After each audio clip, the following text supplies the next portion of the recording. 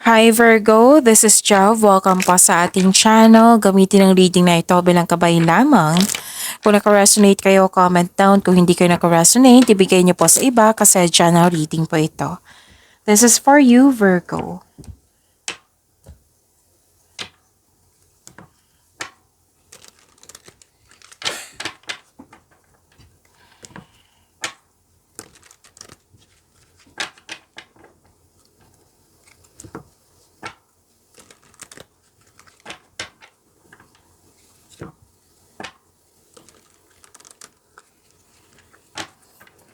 Para po ito sa iyo, Virgo.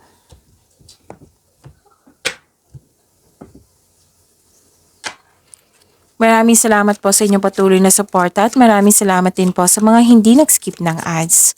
Sa mga hindi pa nag-subscribe, subscribe na po kayo at click bell notification para malaman nyo na may bago tayong video. Para sa mga gusto magpa-reading, comment po kayo ng personal reading. Again, comment kayo ng personal reading and check my reply sa comment section.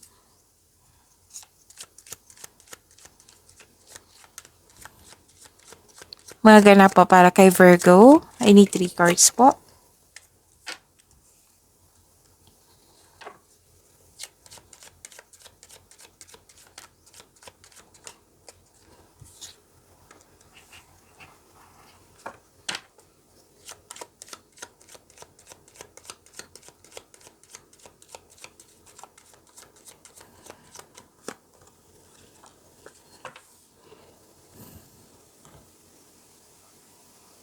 Okay, Virgo. This is hope and healing, personal development. Nakikita ko dito. At money luck. Yes, may nakita kong money luck dito. L-U-C-K po. At nag-research kayo sa internet para may makuhang clarity, learnings. Makaka-receive kayo ng blessings. Wow! Makaka-receive kayo ng blessings. At maraming ideas na bibigyan mo siya ng aksyon. May malaking influence ang isang lalaki sa araw na ito. At iwasan niyo pong mag-overthink kasi nakaka-drain ito ng energy. Pwedeng hindi to overthinking. Pwedeng sama ng loob. Fear, doubt, hesitation. So, sanay ma-overcome niyo po iyan.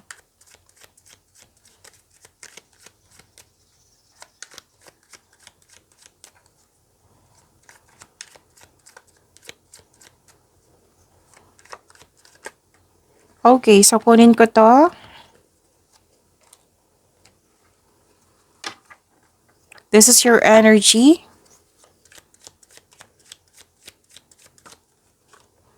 Tumatalan kasi nag-overthink kayo. Okay. Kung may narinig kayo or may nakita kayong repeating message, meaning to say, pinupush ng course niyan. Like for example, nanood kayo ngayon ng June 10 and June 11, tapos may napansin kayo na repeating message, yan po yung pinupush ng course na kailangan nyo bigyan ng atensyon, solusyon at aksyon kung maaari po. So, ano yung energy ni Virgo? Okay.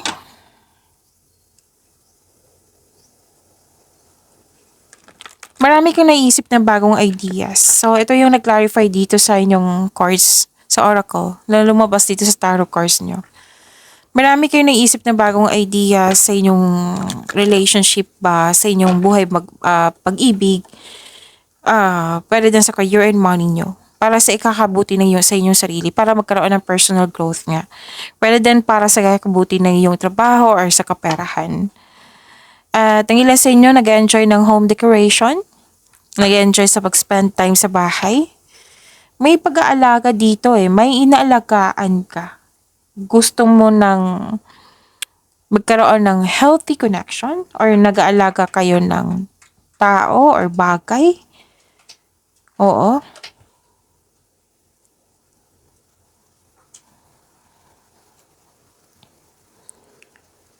Okay, so nakikita ko dito na may parating na pagsasakripisyo or pagsusuko. Bagamat ihanda ang sarili kung karapat-dapat pa ito. Nag-iisip ka dito pero hindi gumagalaw. Nagkakaroon ng delay or pag-aantay. So this card asks you to try to invest your time wisely while you wait.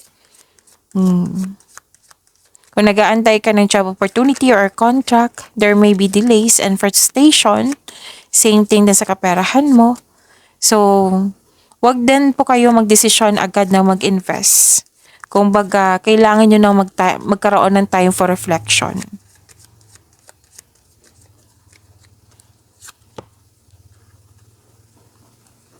Communication is the key. Nasabi pa dito, communication, mag-usap.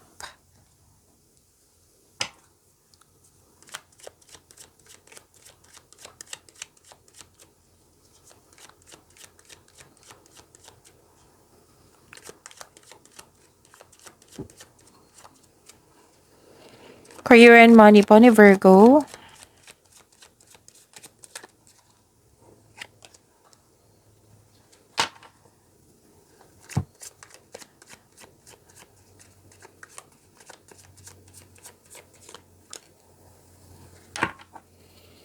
Sa career and money nyo po, nakikita ko dito na nagkaroon po ng okay. May masungit na tao dito na nagbigay ka ng or sensitive.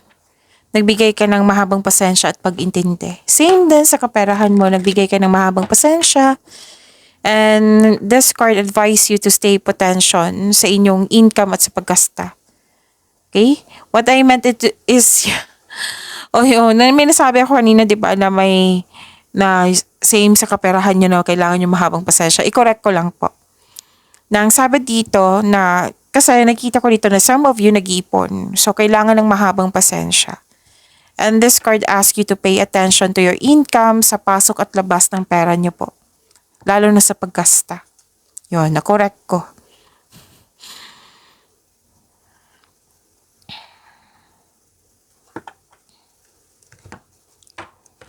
So, nakaranas ng struggles ang ilan sa inyo dito sa trabaho o negosyo man. This is only temporary.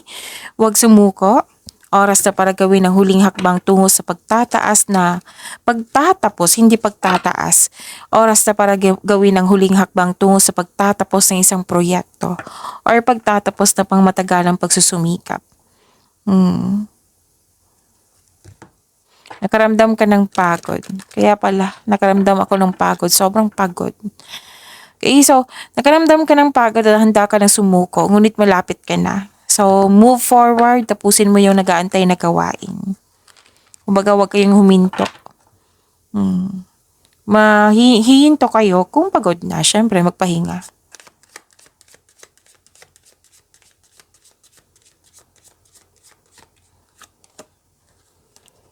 Limitations. Fear and doubt limit freedom of action. Let go of your worries.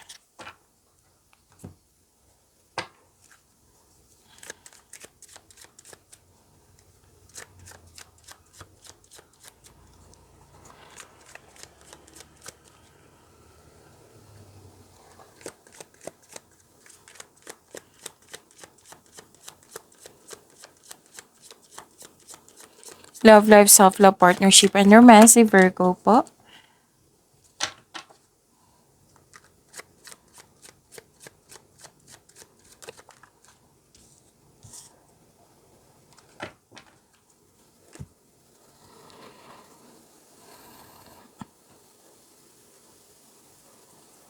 Okay.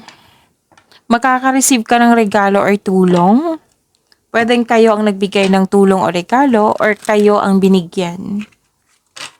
Nakatanggap kayo ng malaking blessings, right? Na sinabi dito. Naging generous kayo sa kapwa nyo. This is good.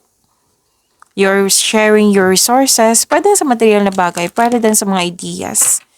Kasi ideas is a blessing eh. So, naging generous kayo ngayon.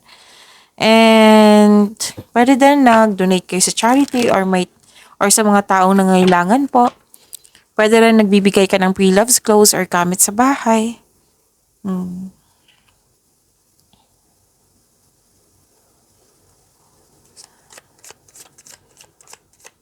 May naalala kayo dito. Pwedeng loss of connection sa isang tao. So, don't worry after nito. May parating na new direction po. Sa inyong buhay. Kung ano man yung tong bigat ng nararamdaman mo, naguguluhan ka ba, nagkaroon ba ng anxiety or stress ba, or nalungkot ka. So, kailangan mong i-process yan. Message for you, different paths. You are not on the same page with the person you have in mind. The directions you want to move into are different. Okay, so pag-imanin niyo po yung blessings sa binigay sa inyo, Virgo. See you tomorrow. Maraming salamat.